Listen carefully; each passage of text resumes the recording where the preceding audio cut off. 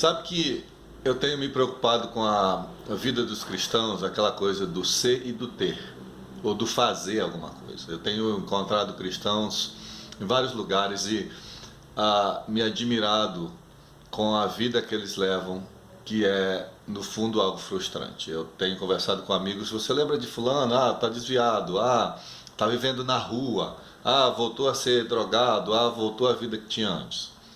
E essas pessoas, em geral, elas vêm para o Evangelho, elas têm uns vícios mundanos na vida delas, elas vêm para uma igreja, aquelas igrejas intensas, que eu acho que até são animistas, elas substituem um vício por outro, elas substituem um vício que ela tinha, às vezes, da droga ou vício religioso. Um vício intenso, e agora eu tenho que fazer isso para Deus. Eu tenho que sentir a presença de Deus, eu tenho que estar no mover, tenho que estar na unção todo dia, é no monte, é isso, aquilo, outro. É um evangelho intenso demais e que se torna algo viciante. Aí o que acontece é a pessoa se frustra, porque o evangelho não é nada disso, o evangelho é o poder de Deus. Paulo diz: eu não me envergonho do evangelho, porque ele é o poder de Deus para salvar qualquer pessoa. Poder de Deus para salvar, para transformar. O evangelho é transformação de mente. O evangelho é transformação de caráter, de vida, não é aquela coisa intensa de sentir. Eu tenho uma amiga que acabou de me dizer: Sal, uma das minhas discipuladoras, ela era uma psicóloga muito bacana, que agora está lá na igreja e está em terapia, tomando remédios, porque ela diz que ela não sente mais a presença de Deus, que ela tem que estar no mover, que ela tem que estar na unção, e a igreja dela é aquela coisa que tem que estar no monte, tem que estar isso, tem que fazer aquilo, e a pessoa vai se frustrando, porque uma hora essas coisas não preenchem.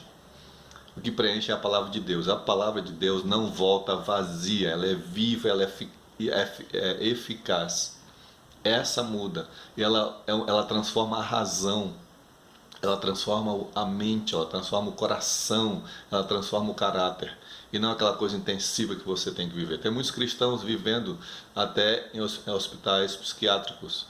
Por quê? Porque eles vivem um evangelho muito intenso, que não é o evangelho real, que é no sentir algo, que é na unção de alguma coisa, que ele tem que estar sempre ali em cima do diabo, de alguma coisa ali, eu tenho que estar, e aí ela se frustra. Por quê? Porque é muito intenso para você. A palavra de Deus, ela vem e transforma o seu interior. O evangelho transforma o seu interior. Deus quer fazer isso na sua vida. Se foque na palavra de Deus e não nas unções e movimentos da sua igreja de qualquer lugar. A palavra de Deus é que faz diferença. Ela é viva, é aquela que transforma, ela não volta vazia, é a palavra de Deus, e não movimento, e não sentimento. Pare de viver por sentimento, pare de substituir a vida que você tinha antes, os vícios que você tinha antes, pelos vícios religiosos. Seja sábio. Paulo fala: transformem-se pela renovação da sua mente. Apresente-se com um culto racional, inteligente.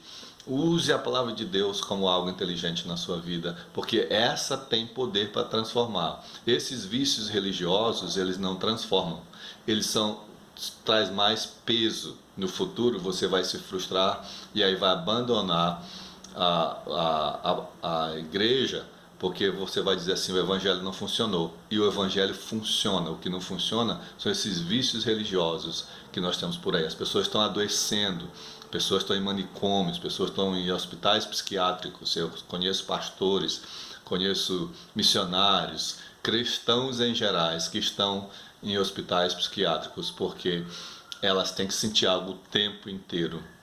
E o evangelho não é isso. O evangelho é o que transforma a vida interior. Volte-se para a palavra de Deus e deixe ela mudar a sua vida, porque ela tem poder, porque ela é viva. Eu sou o Sal Cutrim.